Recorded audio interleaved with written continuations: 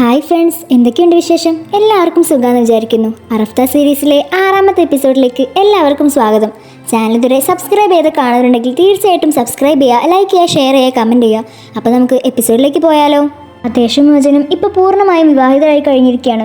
മോചൻ അത്യാവശ്യനോട് പറയും, നിങ്ങൾ എന്നോട് ഈ ചെയ്ത കാര്യത്തിലെല്ലാം നിങ്ങൾ ഒരു ദിവസം അനുഭവിക്കും. കാരണം ഇത്രയും കാര്യങ്ങളൊന്നും ഞാൻ ഒരിക്കലും അർഹിക്കുന്നില്ല. ഇതെല്ലാം കേട്ട് മുസൈന അവളുടെ അടുത്തേക്ക് വരികയാണ്. നീ ഇത് എന്ത് വേഷമാണ് ധരിച്ചിരിക്കുന്നത്? ആരെങ്കിലും അവരുടെ സ്വന്തം വിവാഹത്തിന് ഇതുപോലെ കറുത്ത ഡ്രസ്സ് ഇട്ട് വരുമോ? ഇന്നെൻ്റെ ജീവിതത്തിലെ ഏറ്റവും ഇരുട്ട് നിറഞ്ഞ ദിവസം. അതുകൊണ്ട് തന്നെയാണ് ഇന്ന് ഞാൻ ഈ ഡ്രസ്സ് തന്നെ ഇടാന്ന് വിചാരിച്ചത്. ഇത് കേൾക്കുന്ന മുസൈന് നല്ല ദേഷ്യം വരും.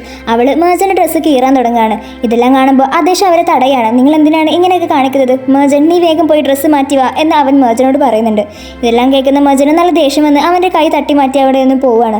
അവർക്ക് ഇത്രയധികം നാണക്കേട് സഹിക്കേണ്ടി വന്നിട്ടും അവരുടെ ഫാമിലി ആരും അവർക്കെതിരെ ഒന്നും പറയാത്തതുകൊണ്ട് തന്നെ മോചൻ അവരെ നല്ല ദേഷ്യത്തോടു കൂടി നോക്കി അവിടെ നിന്നും കരഞ്ഞുകൊണ്ട് പോവുകയാണ്. ഇത് കാണുമ്പോൾ അവളുടെ അമ്മയും ദമയത്തും കൂടി അവരുടെ പിന്നാലെ ഓടി വരുന്നുണ്ട്. മോചൻ കരഞ്ഞുകൊണ്ട് അവളുടെ റൂമിലേക്ക് കയറുകയാണ്. ഇതെല്ലാം കണ്ട് അവളുടെ അമ്മയും ദമയത്തും കൂടി അങ്ങോട്ട് വരുന്നുണ്ട്. അവൾ കരയുന്നത് കാണുമ്പോൾ ദമയത്തിന് ഒരുപാട് വിഷമാവും. നീ ഇങ്ങനെ കരയണ്ട, സമാധാനിക്ക് എന്നെല്ലാം പറഞ്ഞ് അവളെ സമാധാനിപ്പിക്കുന്നുണ്ട്.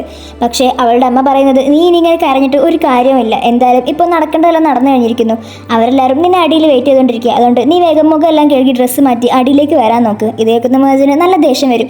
മര്യാദക്ക് ഇവിടുന്ന് പോയിക്കോന്ന് അവൾ അവളുടെ അമ്മയോട് പറയാണ്. താഴെ നിന്നുകൊണ്ട് മുസൈനാണെങ്കിൽ മോചനെ കുറിച്ച് കുറ്റങ്ങൾ വാതോരാതെ പറഞ്ഞുകൊണ്ടിരിക്കുകയാണ് അദേശനോട്. ഇതെല്ലാം കേട്ട് അദേശന് നല്ല ദേഷ്യം വരികയാണ്. മതി, ഒന്ന് നിർത്തുന്നുണ്ടോ?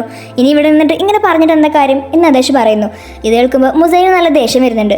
പിന്നീട് കാണിക്കുന്നത് മോചനെയാണ്. അവൾ ഒരുപാട് വിഷമിച്ച് കരഞ്ഞുകൊണ്ട് അവളുടെ ബാൽക്കണിയിലേക്ക് പോകുമായിരിക്കും. അപ്പോഴാണ് പുറത്ത് നിന്നും അദേശ് ബാൽക്കണിയിലേക്ക് നോക്കി നിൽക്കുന്നത് അവൾ കാണുന്നത്. ഇത് കാണുമ്പോൾ അവൾക്ക് ഒരുപാട് ദേഷ്യം വരുന്നുണ്ട്. നിങ്ങൾ ഇന്ന് തന്നെ ഒരുപാട് ഇൻസൾട്ട് ചെയ്തു, ഇത് ഞാൻ ഒരിക്കലും മറക്കാൻ പോകുന്നില്ല. ഇതെല്ലാം അവളോട് തന്നെ പറയാണ്. ഇതെല്ലാം ദൂരെ നിന്ന് കാണുന്ന അദേശിന് നല്ല വിഷമാവുന്നുണ്ട്. മോചൻ കരയുന്നത് കണ്ട് അദേശിന്റെ കണ്ണ് നിറയാണ്. അങ്ങനെ അവൻ അവിടെ നിന്നും പോകുന്നു. അദേശ് അവിടെ നിന്ന് പോകുമ്പോഴാണ് ഹൈദറും മുറാത്തും ഒരു സ്ഥലത്ത് മാറി നിന്ന് സംസാരിക്കുന്നത് കാണുന്നത്. ഇത് കാണുമ്പോൾ അദേശിന് തോന്നും, ഇത്ര പെട്ടെന്ന് അവർ നസീറിന്റെ ഭാഗത്താവാൻ എന്തോ ഒരു കാരണമുണ്ട്. ജമാലോടവൻ പറയും, എന്തായാലും ഇതെല്ലാം നീ അന്വേഷിച്ച് കണ്ടുപിടിക്കണം. നസീറും ഹൈദറും തമ്മിലുള്ള പുതിയ കോണ്ടാക്ട് എന്താണെന്ന് നീ അന്വേഷിക്കണം. പിന്നീട് കാണിക്കുന്നത് മോചനെയാണ്. അവൾ ഡ്രസ്സെല്ലാം ചേഞ്ച് ചെയ്ത് അവളോട് തന്നെ കണ്ണാടിയിൽ നോക്കി സെൽഫ് മോട്ടിവേറ്റ് ചെയ്യാണ്. ഇങ്ങനെ വിഷമിച്ചിരുന്നിട്ട് കാര്യമില്ല, ഇതിനെല്ലാത്തിനെതിരെ നീ പോരാടണം എന്നെല്ലാം മോചൻ അവളോട് തന്നെ പറയുന്നുണ്ട്. അപ്പോഴാണ് അവളുടെ അച്ഛൻ കൊടുത്ത ആ ഗണ്ണ് അവൾക്ക് ഓർമ്മ വരുന്നത്. അവൾ അതെടുത്ത് നോക്കി നിൽക്കുമ്പോഴാണ് പെട്ടെന്ന് ആദേശം അങ്ങോട്ട് വരുന്നത്. അവൾ വേഗം അതെടുത്ത് വെച്ച് അവനോട് സംസാരിക്കുകയാണ്. എന്തിനാണ് നീ ഇപ്പം ഇങ്ങോട്ട് വന്നത്? നിനക്ക് വേണ്ടതെല്ലാം നിനക്ക് കിട്ടിക്കഴിഞ്ഞില്ലേ? ഇപ്പം നിനക്ക് സന്തോഷമായില്ലേ? ഇത് കേൾക്കുന്ന ആദേശ് പറയും, നീ വിചാരിക്കുന്ന പോലെ ഞാൻ വിചാരിച്ച എല്ലാ കാര്യങ്ങളും നടന്നിട്ടില്ല. പക്ഷെ നീ പേടിക്കേണ്ട, വൈകാതെ തന്നെ അതെല്ലാം നടന്നോളും. ഇത് കേൾക്കുമ്പോൾ മോചനം പറയും, അല്ല, നിങ്ങൾ എന്തിനാണ് എൻ്റെ പെർമിഷൻ ഇല്ലാതെ എൻ്റെ റൂമിലേക്ക് വന്നത്? ഇനിമേൽ ഇങ്ങനെ ചെയ്യാൻ പാടില്ലെന്ന് അവൾ പറയുന്നു. ഇത് കേൾക്കുമ്പോൾ ആദേശ് അവളുടെ അടുത്തേക്ക് വന്ന് പറയാണ്, ഞാൻ ആരുടെയും പെർമിഷൻ വാങ്ങിക്കാറില്ല, പകരം ഞാൻ പെർമിഷൻ കൊടുക്കാറാണുള്ളത്. പിന്നെ ഞാൻ ഒരിക്കലും നിന്നെ നിർബന്ധിച്ചുകൊണ്ട് ഇങ്ങോട്ട് കൊണ്ടുവന്നിട്ടില്ല. നീ നിന്റെ സ്വന്തം ഇഷ്ടപ്രകാരമാണ് ഇങ്ങോട്ട് വന്നത്. അതിനർത്ഥം നീ എല്ലാം അക്സെപ്റ്റ് ചെയ്തിട്ടാണ് വന്നതെന്ന് തന്നെയാണ്. എല്ലാം അക്സെപ്റ്റ് ചെയ്ത് വരാമെന്ന് പറയുമ്പോൾ നിങ്ങൾ എന്താ ഉദ്ദേശിക്കുന്നതെന്ന് മോചൻ ചോദിക്കും. അപ്പോൾ ആദേശ് പറയും, എല്ലാം അക്സെപ്റ്റ് ചെയ്തെന്ന് പറഞ്ഞാൽ അതിൽ എല്ലാ കാര്യങ്ങളും ഉൾപ്പെടും എന്ന് പറഞ്ഞുകൊണ്ട് അവൻ അവരുടെ ബെഡിലേക്ക് നോക്കുകയാണ്. ഇത് കാണുമ്പോൾ മോചൻ ആകെ ടെൻഷൻ ആവുകയാണ്. അവൻ വേഗം അവനെ അവിടെ തട്ടി മാറ്റി അവിടെ നിന്ന് പോകാൻ നിൽക്കും. കുറച്ച് കഴിയുമ്പോൾ ആദേശം അവിടെ നിന്നും പോവുകയാണ്. അതിനുശേഷം മോചൻ അവളുടെ അച്ഛൻ അവൾക്ക് കൊടുത്ത ആ ഒരു ഗണ്ണിലേക്ക് നോക്കി നിൽക്കുകയാണ്. പിന്നീട് കാണിക്കുന്നത് രാത്രിയാണ്. രാത്രി മോചൻ മുറാത്തിൻ്റെയും ഹൈദറിൻ്റെയും അടുത്തേക്ക് വരികയാണ്. നിങ്ങളെന്നോട് ഇങ്ങനെ ഒരു ചതി കാണിക്കുമെന്ന് ഞാൻ ഒരിക്കലും വിചാരിച്ചില്ല. നിങ്ങളെനിക്ക് അത്രത്തോളം വിശ്വാസം ഉണ്ടായിരുന്നു. നിങ്ങൾക്ക് എങ്ങനെ തോന്നി എന്നെ ആ നസീറിൻ്റെ കൂടെ ഒറ്റയ്ക്ക് പറഞ്ഞയക്കാൻ? ഇത് കേൾക്കുന്ന ഹൈദർ ആകെ ടെൻഷനാവും. മോളെ, ഞാൻ നിന്റെ നല്ലതിന് വേണ്ടി അതെല്ലാം ചെയ്യാൻ ഉദ്ദേശിച്ചത്, അല്ലാതെ നീ വേറെ ഒന്നും ചിന്തിക്കാൻ പാടില്ല എന്ന് പറയുന്നു. ഇത് കേൾക്കുമ്പോൾ മോചൻ പറയും, എന്തൊക്കെ പറഞ്ഞാലും നിങ്ങൾ എന്നെ ചതിച്ചു. നിങ്ങൾ എന്നോട് കള്ളം പറഞ്ഞാണ് എന്നെ ഇവിടെ നിന്ന് പറഞ്ഞയച്ചത്. ഈ കാര്യം ഞാൻ ഒരിക്കലും മറക്കില്ല. നിങ്ങൾക്ക് ഞാൻ ഇതിനൊരിക്കലും മാപ്പും തരില്ല എന്ന് മോചൻ പറയുന്നു. ഇതിൻ്റെ എല്ലാം അപ്പുറത്തായിട്ട് ആദേശും ആസ്ലിയും ജമാലും കൂടി സംസാരിക്കുന്നുണ്ട്. അപ്പോഴാണ് ജമാല് പെട്ടെന്നൊരു കോൾ വരുന്നത്. ആ കോള് നസീറിനെ കുറിച്ചായിരിക്കും. അപ്പോഴാണ് നസീർ അവരുടെ വീട്ടിലെത്തിയ കാര്യം അവർ അറിയുന്നത്. അവർ വേഗം വീട്ടിൽ നിന്നും പുറത്തിറങ്ങി നോക്കുമ്പോൾ നസീർ അവരെ കാത്ത് അവിടെ തന്നെ നിൽക്കുന്നുണ്ടാവും. ആദേശ് കറാൻ, നിന്നെ ഞാൻ വെറുതെ വിടില്ല എന്ന് പറഞ്ഞ് അവൻ അവിടെ ഒച്ച വെച്ചുകൊണ്ടിരിക്കുകയാണ്. ഇതെല്ലാം കേൾക്കുമ്പോൾ മോചനും അവളുടെ ഫാമിലിയും എല്ലാവരും കൂടി പുറത്തേക്ക് ഇറങ്ങി വരികയാണ്. മോചൻ ഓടി നസീറിൻ്റെ അടുത്തേക്ക് പോകുമ്പോൾ ആദേശ് അവളെ തടയാണ്. നീ അവൻ്റെ അടുത്തേക്ക് പോകരുത്, നീ അവൻ്റെ പേര് പോലും വിളിക്കാൻ പാടില്ലെന്ന് പറഞ്ഞ് മോചൻ അവിടെ നിന്ന് മാറ്റി നിർത്തുകയാണ്. അതിനുശേഷം ആദേശ് അവൻ്റെ അടുത്തേക്ക് പോകും. ആദേശിനെ കാണുന്ന നസീറിന് നല്ല ദേഷ്യം വരികയാണ്. നീ എന്തിനാണ് മോചനെ വിവാഹം കഴിച്ചത്? ഇതിനുള്ള ശിക്ഷ നിനക്ക് എന്തായാലും കിട്ടിയിരിക്കുമെന്ന് തന്നെ നസീർ ആദേശിനോട് പറയാണ്. ആദേശ് പറയും, നീ എന്താ മറന്നു പോയോ? ഇവളിപ്പോൾ എൻ്റെ ഭാര്യയാണ്. എൻ്റെതെന്താണോ അതെൻ്റെ തന്നെയാണ്. അതിലൊരിക്കലും നീ ഇടപെടാൻ വരണ്ട. ഇനിമേൽ മോചനെ കുറിച്ച് അന്വേഷിച്ചോ നിന്നെയൊന്നും ഈ പരിസരത്ത് പോലും കണ്ടുപോകരുത്. ഇത് കേൾക്കുന്ന നസീറിന് നല്ല ദേഷ്യം വരികയാണ്. അവൻ ആദേശിനെ അടിക്കാൻ വേണ്ടി നിൽക്കുമ്പോഴേക്കും ആദേശ് അത് തടഞ്ഞ് അവനെ തിരിച്ചടിക്കുകയാണ്. ഇത് കാണുന്ന ദമയത്ത് അവനെയും കൊണ്ട് അവിടെ നിന്നും പോവുകയാണ്. നസീറിനെ കൊണ്ടുപോകുന്നത് കണ്ട് മേജൻ അതെല്ലാം നോക്കി നിൽക്കുകയാണ്. ഇത് കാണുമ്പോൾ ആദേശിന് നല്ല ദേഷ്യം വരികയാണ്. നീ എന്തിനാണ് അവനെ നോക്കി നിൽക്കുന്നത്, വേഗം വീട്ടിലേക്ക് കയറിപ്പോ എന്ന് പറയാണ്. ഇത് കേൾക്കുന്ന മേജന് ദേഷ്യം പിടിച്ച് വീടിനുള്ളിലേക്ക് കയറി പോവുകയാണ്. മേജന്റെ പുറകെ തന്നെ ആദേശം അവളുടെ പിന്നാലെ വരുന്നുണ്ട്. ഇതെല്ലാം കാണുന്ന മേജൻ ഓടി അവളുടെ റൂമിലേക്ക് കയറി വാതിൽ ലോക്ക് ചെയ്യാണ്. ഇത് കാണുന്ന ആദേശ് ഒരുപാട് തവണ അവളോട് വാതിൽ തുറക്കാൻ പറയുന്നുണ്ടെങ്കിലും അവൾ വാശി കാണിച്ചുകൊണ്ട് തന്നെ തുറക്കുന്നില്ല. ഇതെല്ലാം കാണുമ്പോൾ ആദേശിന് നല്ല ദേഷ്യം വന്ന് ആ വാതിൽ കുത്തി തുറക്കുകയാണ്. അതിനുശേഷം അവൻ അവളോട് പറയും, നീ ഇനിമേൽ അവനെ കാണാനോ സംസാരിക്കാനോ പാടില്ല. അവൻ്റെ നമ്പറോ എന്തെങ്കിലും നിന്റെ കയ്യിലുണ്ടെങ്കിൽ അത് ഇപ്പം തന്നെ ഡിലീറ്റ് ചെയ്തേക്ക്. ഇതേക്കുന്ന മജൻ ഒന്നും മിണ്ടാതെ അവിടെ ഒന്നും പോകാൻ നിൽക്കുമായിരിക്കും. അപ്പോൾ ആ വാതിലാണ് അടച്ചുകൊണ്ട് അവൾ അവിടെ തടയും. ദേഷ്യം പറയും, നീ എവിടേക്കാ ഇത്ര ധൃതിയിൽ പോകുന്നത്? നീ ഒരു കാര്യം മറന്നു പോയോ? നീ ഇപ്പോൾ എൻ്റെതാണ്, അതായത് എൻ്റെ ഭാര്യ. ഇത് കേൾക്കുന്ന മജന് നല്ല ദേഷ്യം വരികയാണ്. അത് വെറും 187 ദിവസത്തിന് മാത്രമാണ്. നോക്കു മജൻ, വെറുതെ എന്നെ ദേഷ്യം പിടിപ്പിക്കാതിരിക്കുന്നതായിരിക്കും നിനക്ക് നല്ലത്. ഇതേക്കുന്ന മജൻ അവിടെ നിന്ന് മാറി നിൽക്കുകയാണ്.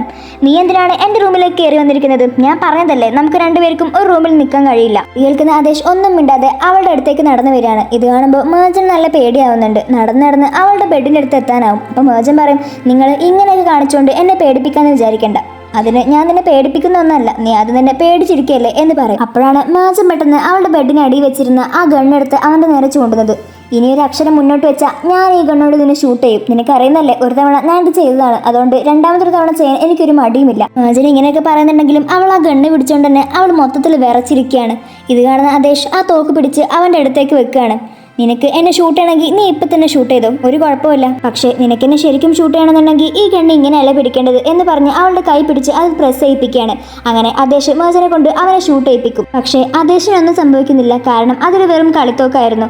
ആദേശ് ഇങ്ങനെയൊക്കെ ചെയ്യുന്നത് കണ്ടിട്ട് മേജൻ ആകെ പേടിയാവാണ്. കാരണം അവൾ അതൊരു ശരിക്കുള്ള തോക്കാണെന്നാണ് വിചാരിച്ചിരുന്നത്. അതിനുശേഷം ആദേശ് വീണ്ടും മേജന്റെ അടുത്തേക്ക് നടന്നു വരികയാണ്. ഇത് കാണുന്ന മേജന് നല്ല ടെൻഷൻ ആവാണ്. മതി, ഇനി ഒരു അടി നീ മുന്നോട്ട് വെച്ചാൽ ഞാൻ ആരാണെന്ന് നീ അറിയും. എൻ്റെ ദേഹത്തെങ്ങാനും നീ കൈ വെച്ചാലുണ്ടല്ലോ. ഓ, ഞാൻ നിന്റെ ദേഹത്ത് കൈവെക്കുന്നത് നീ പ്രതീക്ഷിച്ചല്ലേ? പക്ഷേ ഐ എം സോറി, ഞാൻ നിന്നെ ഡിസപ്പോയിൻ്റ് ചെയ്തതിനും എന്തായാലും ഞാനിപ്പോൾ നിന്നൊന്നും ചെയ്യാൻ പോകുന്നില്ല. കാരണം നീ നിന്റെ ഇഷ്ടപ്രകാരം എൻ്റെ അടുത്ത് വരുന്നവരെ ഞാൻ നിന്നെ തൊടുക പോലുമില്ല. ഇതേക്കുന്ന മേജന് നല്ല ചിരി വരികയാണ്. എന്ത്, ഞാൻ എൻ്റെ ഇഷ്ടപ്രകാരം നിങ്ങളുടെ അടുത്തേക്ക് വരുമെന്നോ? അത് ഒരിക്കലും നടക്കാൻ പോകുന്നില്ല. കാരണം നമ്മളൊരിക്കലും റിയൽ ആയിട്ടുള്ള ഒരു ഹസ്ബൻഡും വൈഫും അല്ല. ഓ, അങ്ങനെയാണല്ലേ, എങ്കിൽ നമുക്ക് കാണാം എന്ന് ആദേശ് പറയുന്നു. അതിനുശേഷം മേജൻ അവളുടെ ബെഡിൽ കയറി കിടക്കുകയാണ്. ഇത് കാണുമ്പോൾ ആദേശ് അവിടെ നിന്നും ജമാലിൻ്റെ അടുത്തേക്ക് സംസാരിക്കാൻ വേണ്ടി വരികയാണ്. ആദേശ് ജമാലിനോട് ചോദിക്കും, എന്നെ ഷൂട്ട് ചെയ്ത ആ ഗണ്ണ് ഇപ്പോഴും ഇവിടെ തന്നെ ഉണ്ടോ? അത് കേൾക്കുമ്പോൾ ജമാൽ അത് സൂക്ഷിച്ചു വെച്ച കാര്യം അവനോട് പറയും. എങ്കിൽ എത്രയും പെട്ടെന്ന് തന്നെ അതിന് മുകളിൽ പതിഞ്ഞിരിക്കുന്ന ഫിംഗർ പ്രിന്റ് ആരുതാണെന്ന് കണ്ടുപിടിക്കണം. കാരണം എനിക്ക് ഇത് മേജൻ തന്നെയാണോ ചെയ്തതെന്നൊരു സംശയമുണ്ട്. ദേഷ്യന് ഇങ്ങനെ തോന്നാനുള്ള കാരണം മേജൻ നേരത്തെ അവൻ്റെ നേരെ തോക്ക് ചൂണ്ടിയപ്പോൾ അവൾക്ക് ആ തോക്ക് എങ്ങനെ പിടിക്കേണ്ടതെന്ന് പോലും മര്യാദക്ക് അറിയില്ലായിരുന്നു. ഇതെല്ലാം കണ്ടിട്ടാണ് ആദേശ് ഇങ്ങനെ ജമാലിനോട് പറയുന്നത്. എങ്കിൽ എത്രയും പെട്ടെന്ന് തന്നെ ആ ഫിംഗർ പ്രിന്റ് ആരുതാണെന്ന് കണ്ടുപിടിച്ച് തരാമെന്ന് ജമാലും അവനോട് പറയാണ്. അടുത്ത ദിവസം രാവിലെ മേജൻ എഴുന്നേൽക്കുമ്പോൾ തന്നെ ആദേശ് അവളെ നോക്കിയിരിക്കുന്നതാണ് കാണുന്നത്. ഇത് കാണുന്ന മേജന് വേഗം അവിടെ നിന്നും എഴുന്നേറ്റിരിക്കുകയാണ്. അങ്ങനെ ആദേശ് അവിടെ നിന്നും കുളിക്കാൻ വേണ്ടി ബാത്റൂമിലേക്ക് പോകുമ്പോൾ മേജൻ ഓടി വന്ന് അവൻ്റെ മുന്നിലൂടെ ആ ബാത്റൂമിലേക്ക് കയറി വാതിലടക്കുകയാണ്. ഇതെല്ലാം കാണുന്ന ആദേശിന് നല്ല ദേഷ്യം വരികയാണ്. പിന്നീട് കാണിക്കുന്നത് മുറാത്തിനെയാണ്. നസീറിനോട് സംസാരിക്കാനായി അവൻ നസീറിൻ്റെ അടുത്തേക്ക് വന്നിട്ടുണ്ടാവും. പക്ഷേ നസീറിനാണെങ്കിൽ മുറാത്തിനെ കാണുമ്പോൾ തന്നെ കലി ഇളകാണ്. നിന്റെയൊക്കെ കൺമുന്നിൽ നിന്ന് തന്നെയല്ലേ ആദേശ് മേജനെ കല്യാണം കഴിച്ചത്, എന്നിട്ട് നിനക്കൊന്നും ചെയ്യാൻ കഴിഞ്ഞില്ലല്ലോ, നിന്നെയൊന്നും വിശ്വസിക്കാൻ പാടില്ലെന്ന് അവൻ പറയും. ഇത് കേൾക്കുന്ന മുറാത്ത്, എനിക്ക് ഒരു ചാൻസ് കൂടി തരണം, ഇത്തവണ ഞാൻ എന്തായാലും അത് ചെയ്തിരിക്കും എന്ന് പറയാണ്. ഇത് കേൾക്കുന്ന നസീർ, എന്തായാലും ഒരാൾക്ക് ഒരു സെക്കൻഡ് ചാൻസ് കൊടുക്കുന്നത് നല്ലതാണെന്ന് പറഞ്ഞ് അവനെ വിശ്വസിച്ച് വീണ്ടും ആ ജോലി ഏൽപ്പിക്കുകയാണ്. ഇതെല്ലാം ചെയ്യുന്നത് അവന് വേണ്ടി തന്നെയാണ്. കാരണം ഇല്ലെന്നുണ്ടെങ്കിൽ ആ വീഡിയോ അവൻ ലീക്കാക്കി അവനെ പോലീസിനെ ഏൽപ്പിക്കും. അതുകൊണ്ടാണ് മുറാത്ത് ഇങ്ങനെയെല്ലാം ചെയ്യുന്നത്. പിന്നീട് കാണിക്കുന്നത് ആസ്ലിയാണ്. അവള് മേജനെയും ആദേശിനെയും കുറിച്ച് ആലോചിച്ചുകൊണ്ട് തന്നെ ഇന്നലെ ഒരു പോള കണ്ണടച്ചിട്ടില്ലായിരുന്നു. അതുകൊണ്ട് തന്നെ അവൾ ഒരുപാട് വിഷമത്തിലാണ്. എന്തായാലും ആദേശിനെ മേജനിൽ നിന്നും അകറ്റണം എന്ന് അവൾ ആലോചിക്കുകയാണ്. പിന്നീട് കാണിക്കുന്നത് മേജനെയാണ്. അവൾ ഡ്രസ്സെല്ലാം ചേഞ്ച് ചെയ്ത് കണ്ണാടിയുടെ മുന്നിൽ നിൽക്കുമ്പോഴായിരിക്കും പെട്ടെന്ന് ബാത്റൂമിൽ നിന്നും ആദേശ് വരുന്നത്. ആദേശാണെങ്കിൽ അവൻ്റെ ഷർട്ട് ഇട്ടിട്ടുണ്ടാവില്ല. ഇത് കാണുമ്പോൾ മേജൻ ആകെ ഷോക്കായി നിൽക്കുകയാണ്. അതിനുശേഷം മേജൻ ആദേശിനോട് പറയും, നമ്മൾ രണ്ടുപേരും ഒരു റൂമിൽ ഇങ്ങനെ താമസിക്കുന്നത് ഒരിക്കലും നല്ലതായിട്ട് എനിക്ക് തോന്നുന്നില്ല. അതുകൊണ്ട് തന്നെ നമ്മൾ രണ്ടുപേരും സെപ്പറേറ്റ് ആയിട്ട് നിൽക്കുന്നതായിരിക്കും നല്ലത്. ഇത് കേൾക്കുമ്പോൾ ആദേശ് പറയും, നീ ഇങ്ങനെ പറഞ്ഞ കാര്യങ്ങൾ വീണ്ടും റിപ്പീറ്റ് ചെയ്ത് എന്തിനാ പറയുന്നത്? അത് നടക്കില്ലെന്ന് ഞാൻ ആദ്യം പറഞ്ഞതല്ലേ. ഞാൻ പറയുന്നത് നിങ്ങളൊന്ന് ആലോചിച്ച് നോക്ക്. നമ്മൾ രണ്ടുപേരും പരസ്പര ശത്രുക്കളാണ്. പിന്നീട് എന്തിനാണ് നമ്മൾ രണ്ടുപേരും ഒരു റൂമിൽ തന്നെ താമസിക്കുന്നത്?